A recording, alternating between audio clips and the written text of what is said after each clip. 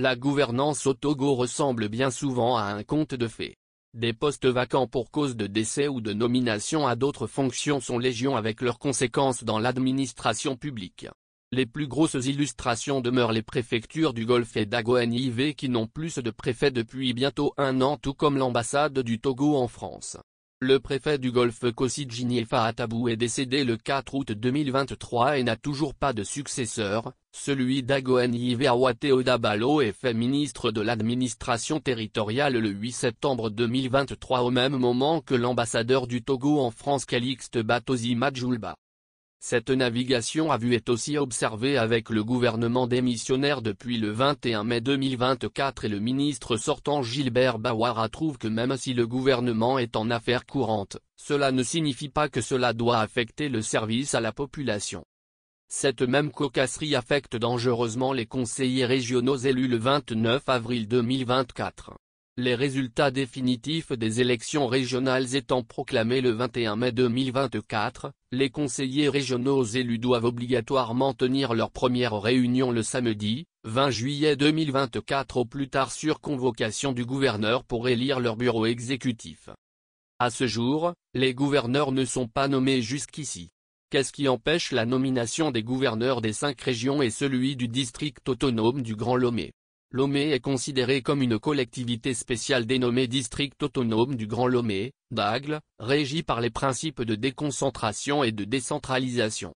Le DAGL est dirigé par un conseil du district avec à sa tête un gouverneur et 3 vice-gouverneurs. Le conseil du district est composé de 53 personnes dont 26 élus locaux des 13 communes du Grand Lomé, 2 élus par commune, et 27 personnalités nommées par le chef de l'État y compris le gouverneur. Pourtant l'article 273 de la loi sur la décentralisation et les libertés locales est bien clair, dans les 60 jours au plus tard qui suivent les résultats définitifs proclamés par la Cour suprême, le Conseil régional se réunit et procède à l'élection du bureau exécutif du Conseil. Pour l'élection de son bureau exécutif, le Conseil régional est exceptionnellement convoqué par le gouverneur. L'élection se fait au scrutin uninominal secret et à la majorité absolue des suffrages exprimés. Si, après deux tours de scrutin, aucun candidat n'a obtenu la majorité absolue, l'élection a lieu à la majorité relative. En cas d'égalité de voix, l'élection est acquise au candidat le plus âgé. Le bureau est élu pour la durée du mandat des conseillers régionaux. Il siège dans les locaux du conseil régional. Malheureusement, la fin de ces énormités n'est pas pour bientôt. Face au corps diplomatique vendredi, 12 juillet 2024 pour ces contorsions autour du changement de la Constitution, Gilbert Bawara fulminait, nous pouvons estimer que c'est une affaire de quelques mois. Il faut être soucieux d'assurer la mise en place effective des nouvelles institutions, mais il faut être tout autant soucieux de le faire dans de bonnes conditions. Il ne faut pas élire les sénateurs pour qu'ils déambulent dans les rues. Il faut qu'ils soient installés et qu'ils travaillent, qu'ils aient le minimum en matière de personnel d'appui. On est en train d'y travailler.